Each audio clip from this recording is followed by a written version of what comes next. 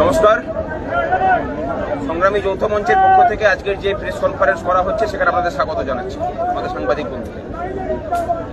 আপনারা জানেন যে এসএসসি 2016 প্যানেলকে নিয়ে যে অচলাবস্থা তৈরি হয়েছে এবং আমাদের কেন সকলের বিশ্লেষণ সেই প্যানেলের যে জটিলতা, সেই জটিলতার মূল কাণ্ডারি হচ্ছে এসএসসি, পর্ষদ এবং রাজ্য সরকার।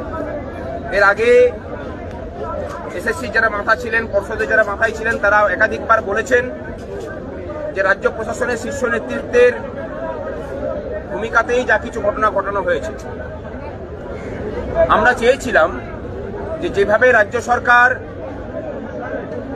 যোগ্য এবং অযোগ্য ছেলে মেয়েদেরকে একসাথে করে দিয়ে সমস্ত বিষয়টাকে ঘেঁটে দিয়ে যারা নিজেদের মেধার জোরে চাকরি পেলেন তাদের জীবনগুলোকে দুর্বিষহ করে তুলতে, তার যেন নিরসন হয়, সেই উদ্দেশ্যে